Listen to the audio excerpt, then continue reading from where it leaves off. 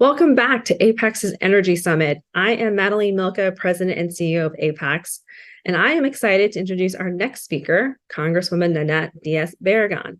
Representative Barragan was elected to the United States House of Representatives in November of 2016, becoming the first Latina ever to represent California's 44th Congressional District.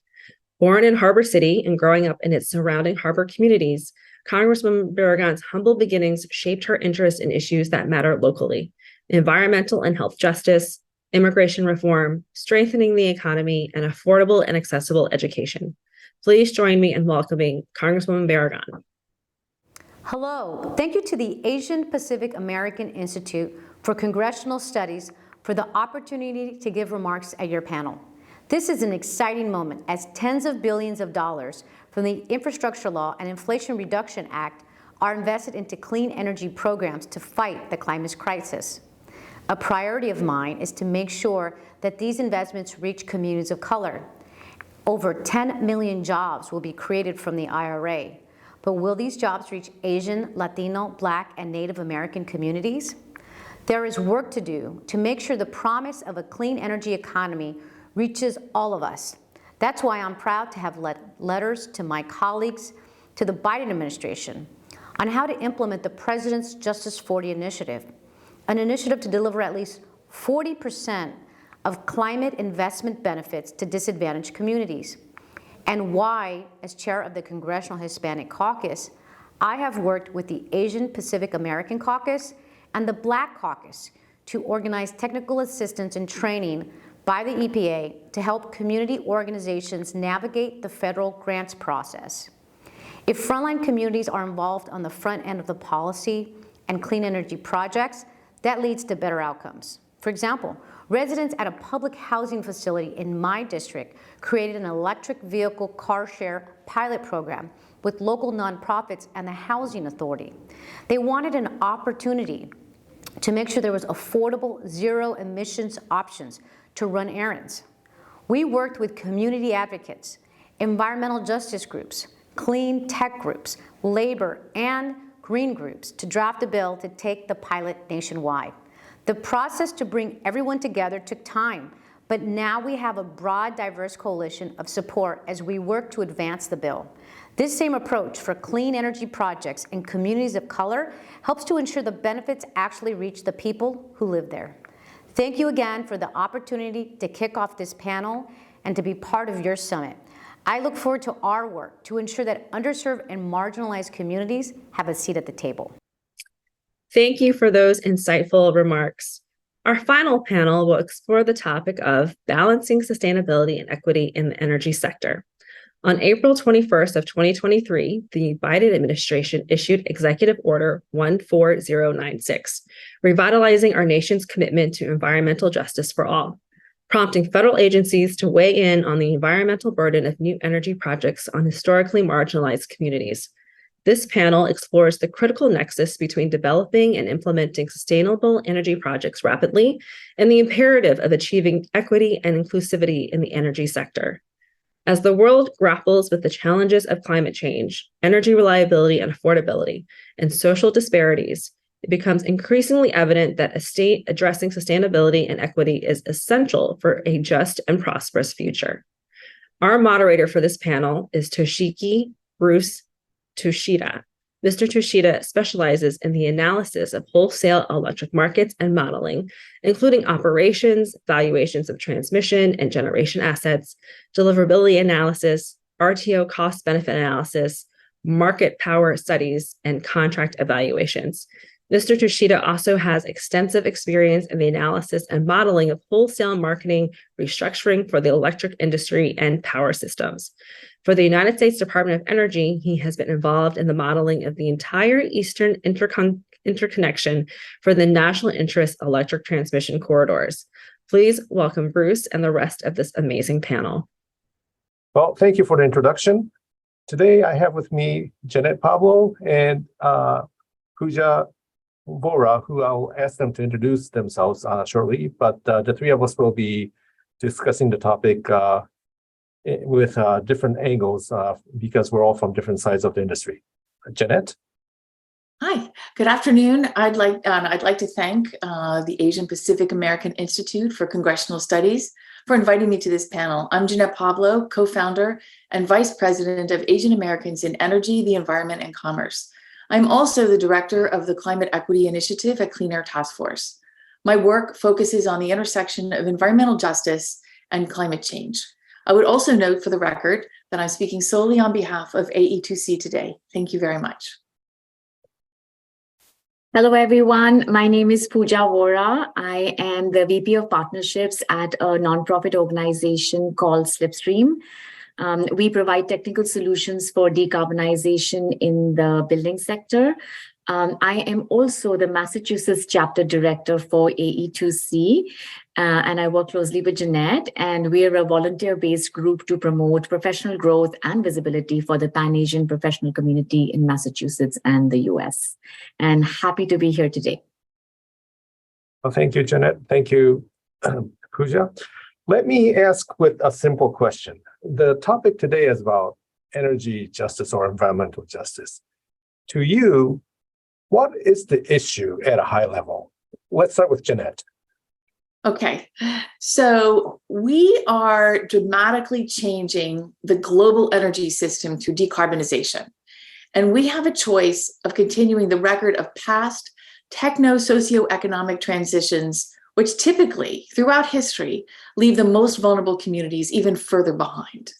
Or we can use clean energy investments and policies to address the needs of vulnerable communities by providing access to basic human rights so many other Americans take for granted, such as clean air and clean water. There are a number of initiatives associated with equity, especially in the energy space. For example, the US Department of Energy has an Equity in Energy initiative, which is designed to expand the inclusion and participation of individuals in underserved communities in all the programs of the Department of Energy and the private energy sector. This type of program I would describe as inclusion-based. Another type of equity, which I'm personally focused on, is identification of the barriers by environmental justice communities and exploring pathways to solutions to these barriers. Challenges include, and this kind of goes a little bit more to the heart of your question, poverty, especially extreme poverty, health impacts from the energy and industrial sector in particular, food insecurity, lack of access to healthcare, and lack of access to internet, to name a few. So those are some examples. Thank you. Sure. Pooja, what about the building side of things? Sure. So my organization work focuses on energy at the end use in the building sector. So how energy is used by occupants of homes and businesses, right? So I just wanted to give some context on how we're establishing our own definition and understanding of energy equity and energy justice in that space.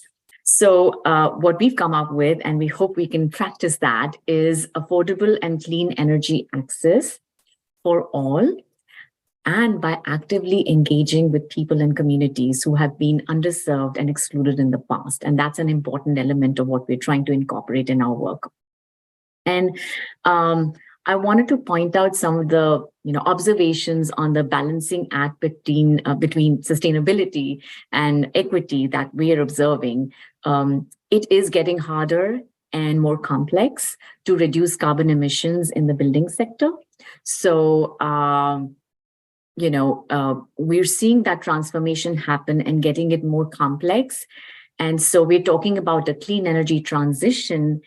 Many factors need to be considered in including equity and inclusivity.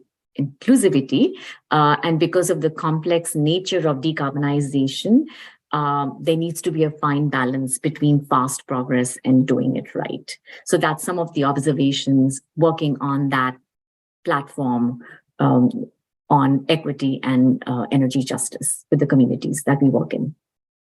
Okay, thank you. So it looks like we're talking about that there's different segments of the populace or the general society that are favored versus less favored. Is there any, let's say, nationwide or local policies that are trying to address that? Let's go back to you, Nanette. Sure. I think that's a softball, Bruce.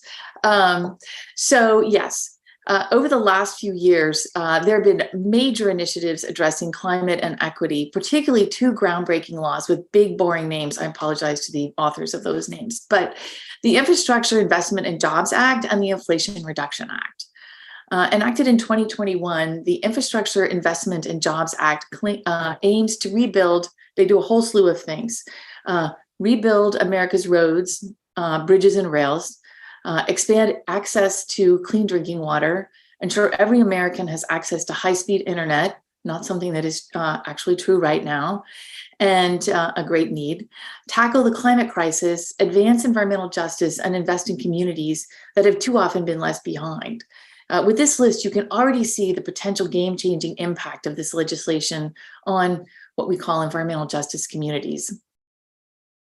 In 2022, the Inflation Reduction Act followed, and it is the most ambitious climate action legislation the US has ever seen, containing $500 billion in new spending and tax breaks that aim to boost clean energy, reduce healthcare costs, and increase tax revenues. You can already see by looking at the goals of these two pieces of legislation, key attributes of environmental justice communities and needs. This legislation, the Inflation Reduction Act, is also viewed as the most significant climate legislation in US history that delivers for overburdened communities. I'd like to talk a little bit more about policies specific to the Asian American, Native Hawaiian, and Pacific Islander community, because we are often left behind. There have been a number of new or expanded initiatives at the White House, such as the White House created the first position of senior liaison for Asian American, Native Hawaiian, and Pacific Islanders in April 2021. This is groundbreaking, but it's 2021, so you have to kind of contextualize that, right? It's been a little bit late, but and then a month later, the president issued executive order on advancing equity, justice, and opportunity for Asian Americans, Native Hawaiians, and Pacific Islanders. This executive order authorized the creation of the President's Advisory Committee, which is tasked with advising the president on ways public, private, and non-private sectors can work together to advance equity, justice, and opportunity for Asian Americans, Native Hawaiians, and Pacific Island communities. Now, these executive orders and also the White House platform are incredibly powerful and have already done an enormous amount in terms of elevating the role and successes and needs as well of AANH and Pacific Island communities. I would say there are probably these two laws already addressed are probably among the most impactful federal initiatives in the history of the US for disenfranchised and underserved communities or environmental justice communities. And the two White House initiatives address a longstanding gap, recognizing, as I've said already, the importance and needs of Asian Americans. Thank you. Let's go to the building side, Pooja. What policies do you see on the building side? And let's stop at the policy level without going into what specifically goes into the Asian Pacific population. So let's start with the policy side. Sure, absolutely. So in the building sector, we have definitely come a long way in the last 5 years. And Jeanette already pointed out on what we think are the two important policies at the federal level that is really going to enable that and has already started to enable that. And of course, the Inflation Reduction Act and the Investment and Jobs Act and the incorporation of the Justice 40 requirement in any of these grants is really going to change the landscape of how we consider a just energy transition. Now, by incorporating some of those Justice 40 parameters within any grants that will be given out to the states, cities, tribal nations, and nonprofits mostly, this is going to address distributional equity. And there is a growing recognition that a clean energy transition and economy has to incorporate ideas from all the communities, right? We still need to discuss with them, even though the grants are available to certain recipients, we still have to engage communities and provide customized solutions that are also equitable. So it's really important to understand that yes, that these policies are setting the stage for incorporating grants for these kinds of activities and work within the communities. We just need to remember to bring the communities at the table when we are incorporating the grants available through these policies. And what we're seeing is, along with many of our peers and partners working on equitable energy transition, we are actually finding ourselves at the start of a transformative decade, I would say, starting 2020.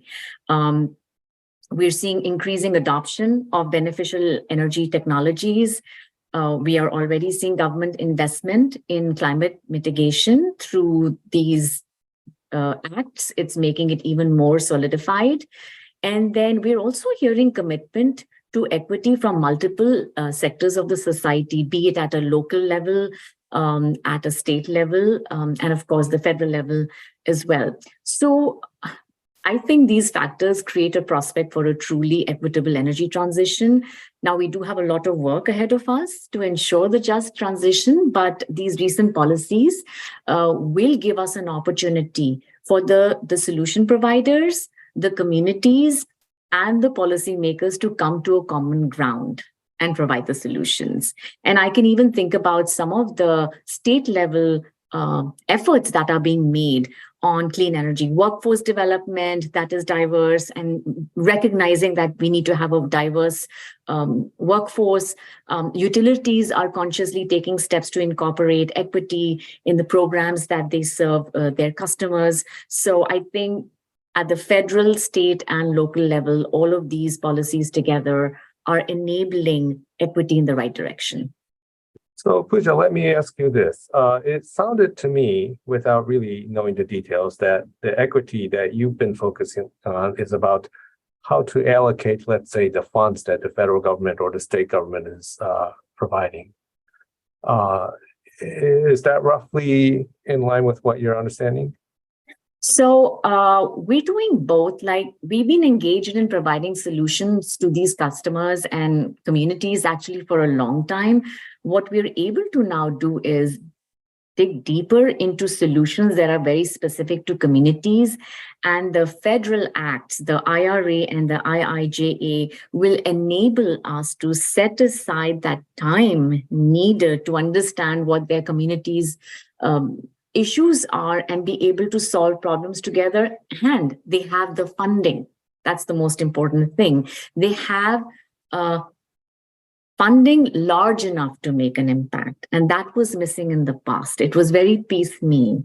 And so we're actively engaging with communities to be able to use those funds in a way that serves the communities. I think that addressed your question. Yes. So, Okay. So Nanette, earlier you said that there's a lot of renewables going on. And perhaps one of the main topics that people often talk about is who can afford rooftop solars. And the conversation is usually the richer people can afford the rooftop solars and the poorer, less affluent people cannot. Is that part of the energy justice that you're mentioning? Yes, absolutely. And to your earlier point that you made, what has traditionally been happening is any emerging technology as it relates to building decarbonization, let's say, the early adopters are always and have been wealthy communities. And if you were to even take the instance of cities, any forward-thinking city ordinance happens in wealthy towns and cities.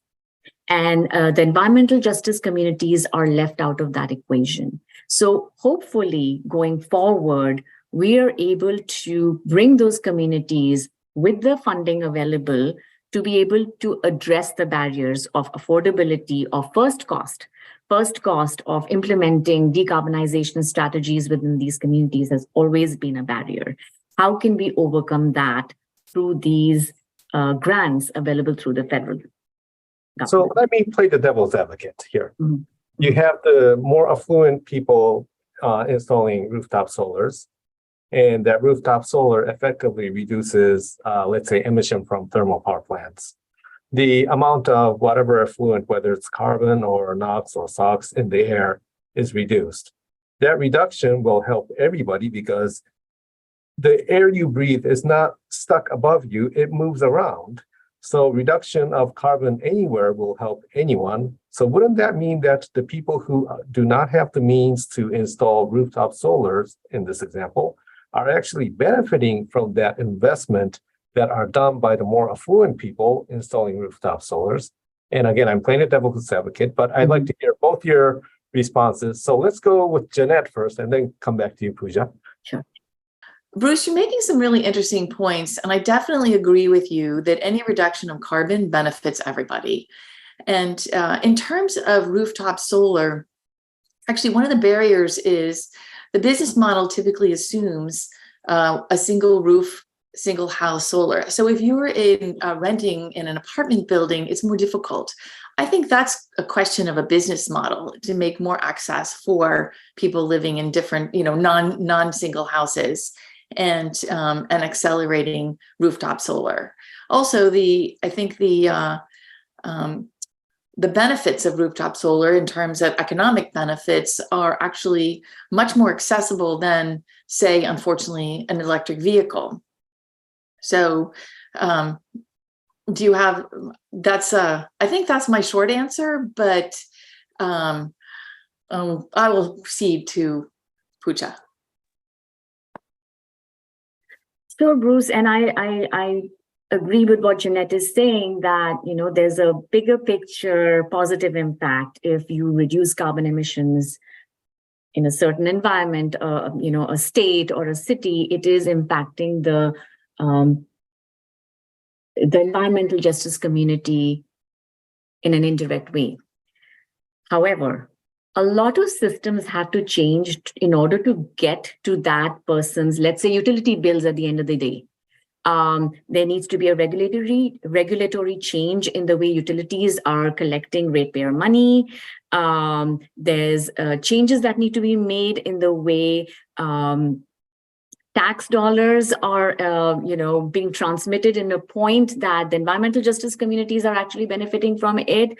So, yes, there is some impact. And first of all, I would like to add that we don't even suggest rooftop solar until a building is very energy efficient in itself, because you're not going to be seeing the benefits of rooftop solar if buildings and homes are not having the right kind of energy efficient measures within their space. So rooftop solar is everything after a building has been retrofitted to benefit from the rooftop solar to begin with. So there are indirect benefits, but it is going to take time that effect to actually a homeowner who is in an environmental justice community to see the impact on their utility bill is going to take time. And in the interim, what do you do in terms of fixing their homes and buildings in a way that they can actually see benefits? And then the other point I want to make is workforce development. I know we're going to be touching about this in other questions, hopefully in the coming few minutes. Rooftop solar is a great way to be promoting workforce development as well. So getting more people to be trained. Ideally, you want to train people in economically challenged neighborhoods so that they can see the benefit of getting jobs in the solar industry that we're today not seeing. So societal benefit, as they say, has to have a much bigger take in incorporating these challenges within environmental justice communities, which today the societal benefits, at least the utility programs, do not completely capture that. So it was a long-winded answer, and I'm not sure if I was able to address that. So in other ways of saying, you're saying something like, if the utility is going to install electric vehicle chargers, it will tend to go to the richer community who has the means to buy those electric vehicles, and not necessarily to the less affluent communities, which may benefit from those if there's like a public bus that runs on electricity. But because that doesn't exist, there's this bias towards the money funneling potentially through the more affluent societies. If that is the case, can you describe what leads to the vulnerable communities, and how the Asian Pacific populace in general could, not necessarily all of them, but could fall into that vulnerable community. And let's start with you, Pooja. So are you talking in general how this, for lack of a better word, environmental justice movement, right, is going to impact the AAPI and Native Hawaiian community at large? Yes. Okay. So as Jeanette pointed out, the White House, I think the number is Executive Order 14031 that really specifies, coordinating an agenda to advance equity, justice, and opportunity for the AAPI and Native Hawaiian community. What it's going to do is really put a spotlight on the AAPI NH communities, because we're now able to look at all aspects of equity today. And actually, today, based on some of the studies that we're seeing, and I can specifically talk about a couple of Massachusetts studies that we were able to review, is that the awareness around the AAPI is less than other BIPOC communities.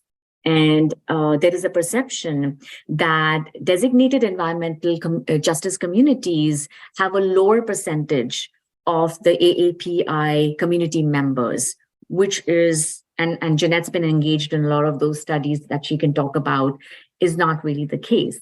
And, the AAPI community represents a very large variety of people coming from the Pan-Asian countries, which in any of the statistics that we've seen, they're always grouped together, right? And so what's happening is we're not fully taking the time to understand their needs. And sometimes the significant socioeconomic diversity among Asian American and Pacific Islander communities, especially in Massachusetts, is obscured by aggregate numbers. Mm-hmm. So we're not even making it into the priority of these discussions that are now, luckily, happening. And so even things like the impact of the pandemic on this group, ethnic restaurants, right? A lot of the ethnic restaurants suffered a lot. Energy efficiency was last on their mind. They were just trying to keep their businesses afloat. And housing affordability.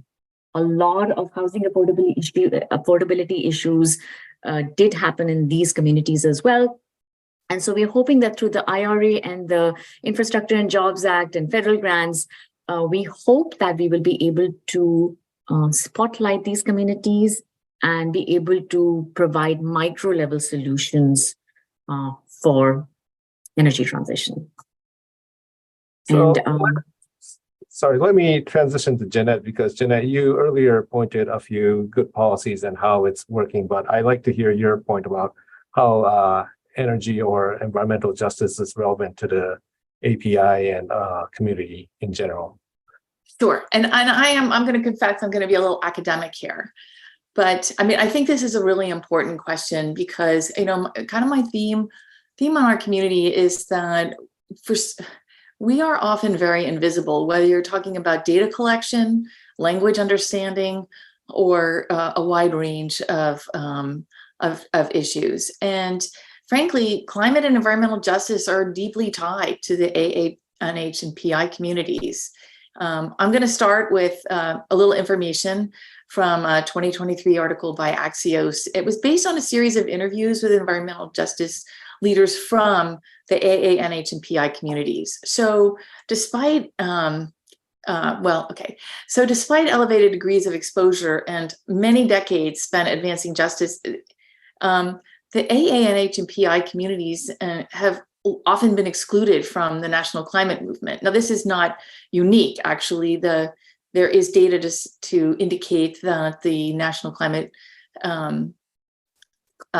change movement is typically what you might call white males. That is not my data. That is the data that's out there. So there is a lot of historic exclusion, but nonetheless, our communities are pretty much very invisible in this space.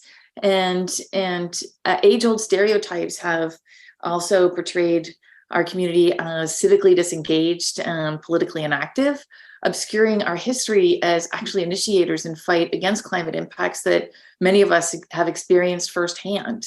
In fact, to the contrary, nearly 70% of Asian American voters surveyed in 2022 agreed that Congress and the president should pass stronger legislation to reduce the impacts of climate change. Another connection is that I was actually surprised by this. Poverty rates vary widely among our community.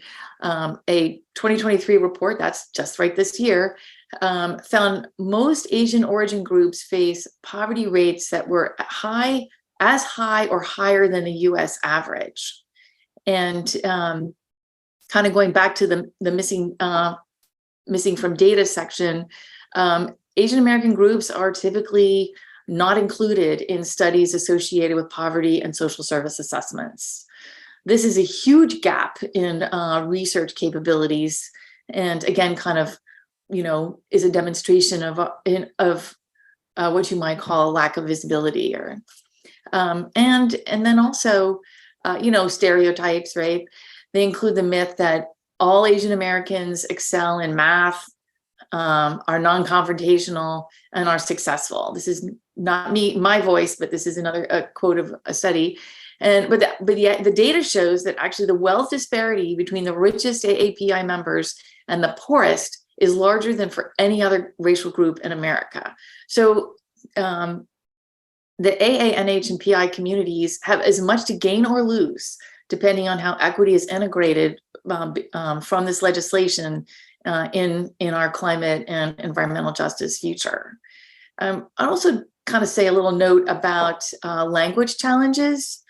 And so language challenges are also areas where we are sort of neglected by the research community, often, but not always. So according to the US Department of Health and Human Services, about 31% of Asian Americans are not fluent in English, and 74% spoke a language other than English at home. So here's an example of how this plays out. According to an recent article in Scientific American, a widely cited poll in 2020, I guess that's not so recent, but not too far away, reported that 37% of Asians had experienced serious financial problems during the pandemic, compared to 72% of Latinos, 60% of Blacks, and 55% of Native Americans. But the survey had a gaping hole. It was conducted, I still can't believe this myself, by phone only in English or Spanish. Now, based on the data we just looked at in terms of English as a second language, or so including that, that immediately excludes Asians with low proficiency in English, who ironically are typically poor, vulnerable, and most in need. So the poll data, just by virtue of the design of the poll, basically resulted in extremely misleading results and headlines. And the good news, though, is times are changing. I do believe this. Ranging from the work by AA, NH, and PI organizations like ours, and to the focus of the White House, which is a huge platform for change, and the growing body of policies and research are countering this historical invisibility of our leaders and our communities. And I really think it's time for our communities and leaders to get the credit they deserve in addressing climate change, working with underserved communities, and frankly, tossing the cloak of invisibility in the trash where it belongs. So it sounds like the AA, or Asian American as one word, covers a wide variation of people, their ethnicity, their language, their culture. It could be like you got the white, the black, the whatnots, and then the rest is all bundled into this Asian American bag. With that said, what do you think are the challenges or hurdles that exist today in achieving energy or environmental justice? Let's get back to you, Jeanette, and then we'll go to Pooja next. Well, there's some challenges that do come to mind. Historically, climate solutions have been developed kind of outside impacted communities. I mean, climate change people are technologists typically, right? And communities are human-centered. You probably couldn't find two opposite kind of what you might call cultures compared to those two. And so what happens is without incorporating respect and needs, respect for the community and their residents, these policy and programs, they can lack critical success elements, resulting in failed climate beneficial projects or perpetuating injustice and inequality. And but I do note that today's federal laws and policies, they're not going to make the change. They really are the building blocks of change that people like all of us here on the call or meeting and Pooja's work and mine and others, it's what we do with it, right? There's also, I referred to this a little bit earlier, there's a disconnect between climate change stakeholders who are focused on reducing greenhouse gases compared to many environmental justice communities who are focused on reducing the health impacting emissions. So two very different solution spaces. So, kind of along those lines, we can't really underestimate the impact of air quality on these communities and their priorities in addressing it. So this year, the Environmental Protection Agency announced that the combined emissions of the 6 pollutants, non-greenhouse gas, dropped by 78% since 1990. That is an enormous achievement. And but at the same time, we have this kind of contrast with the American Lung Association's report the same year, which found 25% of Americans, more than 119 million residents, live with air pollution that harm their health and shorten their lives. This is why I think addressing air pollution, whether you're changing the Clean Air Act, you're implementing the Clean Air Act, or you're enforcing the Clean Air Act, or at the state level, the same issues.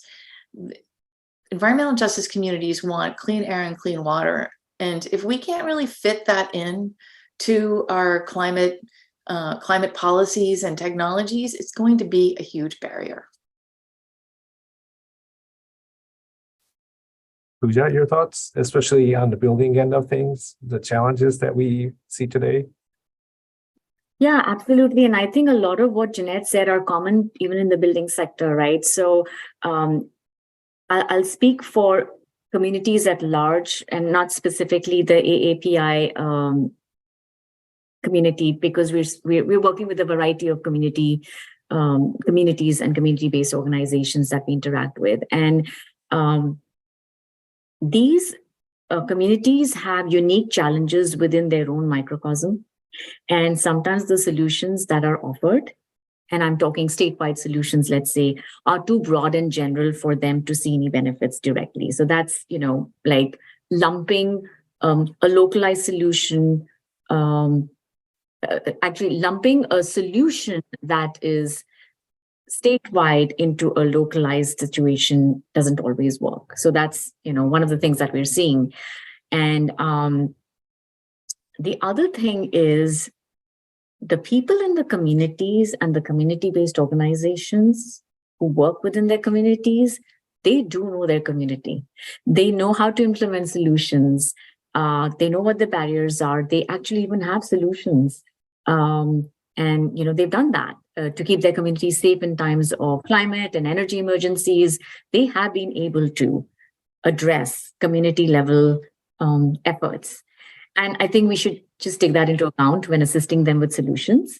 And that's why they have trust issues with outsiders. And how do you build that trust? It takes time. It takes time to build trust. And that's what we are seeing. We have to invest time and effort in understanding the communities if we have to provide solutions to them. And are you aware of any community benefit plans that go along with the line that you're talking about? Exactly. Absolutely. And so the federal grants that are going to be available now want us to be thinking about these. So that is great, because now we actively have to address those community benefit plans and work those out with the communities. So I also think that there is a communication gap between the communities, between the solution providers and the policymakers and the funders. And that is actually not super clear right now with even the IRA and the kind of grants that we are beginning to see come up and are on the road. There is still a lot of confusion because we're not speaking the same language that the communities understand. And I think we already pointed out the disinvestment that has been in the past. So that's going to change now, but communities are still not sure because for years they've seen the disinvestment, whether it's energy or to Jeanette's point, air and clean water, right? They have a long history of not receiving the economic investments that are necessary. And so they just are not sure, is this just a temporary thing or is that a long-term benefit we're going to see within their communities? That is still to be seen. And then affordability, right? High percentage of renter housing units have affordability issues, and most of these renter population actually are in environmental justice communities. And we don't think we have a good grasp of understanding how to address renter population. And Jeanette mentioned that in the previous question as well. The renter population is a gap, and we don't completely understand how to provide solutions there. So that definitely needs to be a top priority for solution providers and policymakers.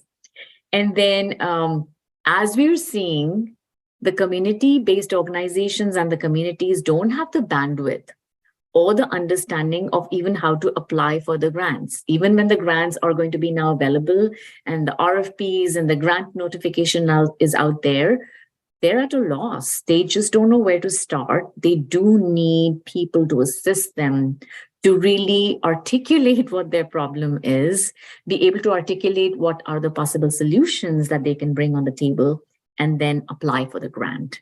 And that is something to be seen. And what we're observing is it's a lot of time and effort for solution providers that we did not account for in the past that we have to think about. So these are some of the barriers we're seeing boots on the ground, at least in the building sector.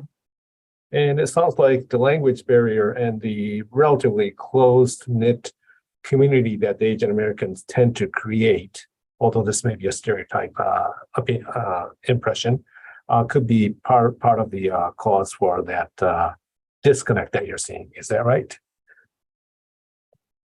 For example, if you're trying to apply for a grant, you obviously need to understand the language and need to know how to write and so on and so forth. Right. Definitely that's one of that. But I would also say the complex nature of an energy transition, right? It's not simple. It's not simple for the communities. I mean, if you were to throw the word decarbonization, hey, we want to work on a decarbonization plan for your community. Not everybody understands what decarbonization is, right? To translate it in a way that they can relate to it is important. And having that common lexicon that policymakers, the solution providers can communicate with the communities, that is big time lacking. We throw all these technical terms and the communities are supposed to understand what that means. That's another part on us to make it simpler to understand for the communities as well. Okay, so we can't tell everyone stop breathing because that's not going to work.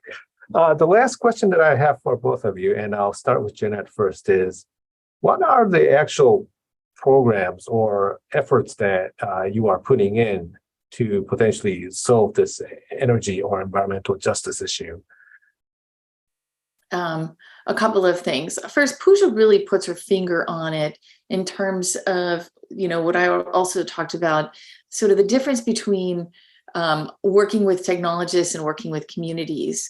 So, a lot of community engagement is a huge art, so to speak. It's not the same as, going from one company to the next. In fact, when we do our research and engagement with the communities, we actually start with a dinner. That is not typical, what you might, and And I would also reference the community benefits plans again, only because this is an incredible tool that has enormous potential, but a huge learning curve. And this is where 20% of an application for funding through DOE for clean energy technology deployment has to reflect a community benefits plan. When I talk about what a powerful tool it is, a lot of people are talking about jobs programs, training, those kinds of things, lower cost energy, access to rooftop solar perhaps. But actually what the communities are asking for are donations to substance abuse programs, transportation in rural areas to the community college or trade school so the kids can actually get their education and job training there. Senior citizen centers are at the top of the non-energy category. And frankly, I think it was one of the top three was community parks and recreation centers. So you can just throw your imagination around, around the United States, and practically anything that would help a community is eligible to be addressed in a community benefits plan. When you think about the magnitude of that kind of impact, you can see why so many of us are really hopeful that we can really address these issues. Now, Pooja. I'll make it really quick since I know we have to wrap up. So I'll probably be wearing two hats when I'm talking about this question, because I am representing my organization Slipstream and then also AE2C. So what my organization has been doing actually for decades is providing energy efficiency program support to the low income and moderate income communities for many, many years. So what's changed now is we can actually look at it at a micro level, which we were not able to in the past. And that's, again, contributing to the policy changes and the grant structure that is now available. So we are now able to take the time in understanding what do the communities need. And so, for example, in 4 communities in Minnesota, we're testing out a community mapping tool that collects data on how people use their energy at home. And in the past, we would just assume that the entire population of low-income people are using their energy in their homes the same way.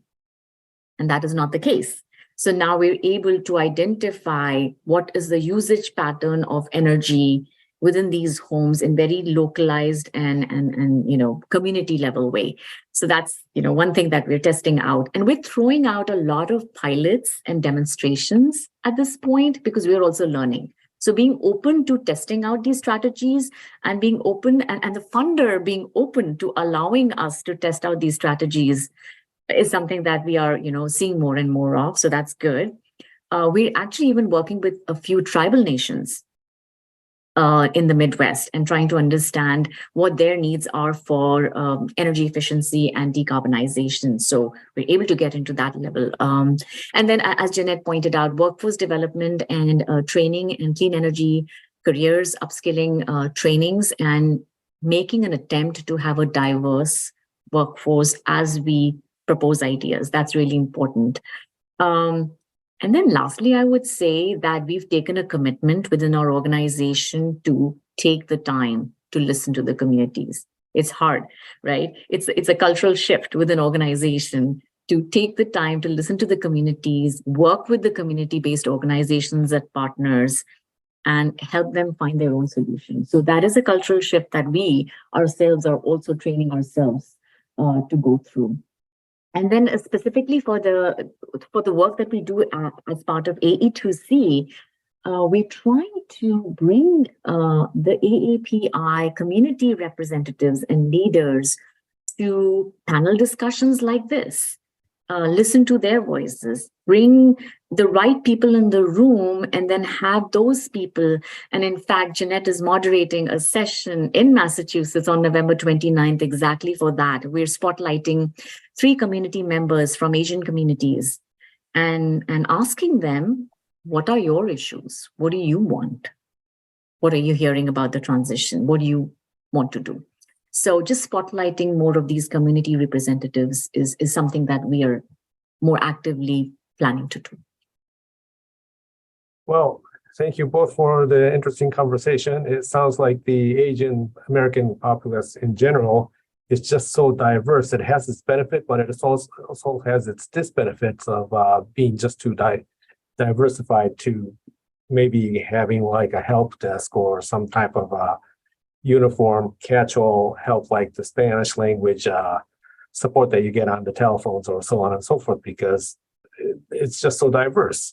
I guess we'll start learning about the populace and how these communities work out and hopefully successfully work out as we go through the transition.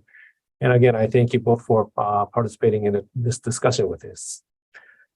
Thank you so much, Bruce. It's been a pleasure. Thank you.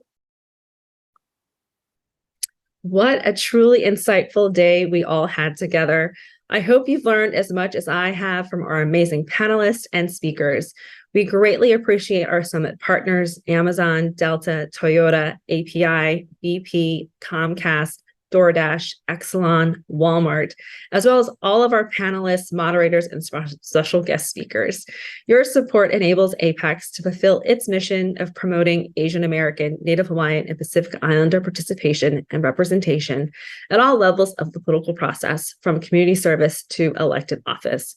Please visit www.apaics.org to learn more about our work and view previous summits. Thank you, everyone, for tuning in, and have a great rest of your day.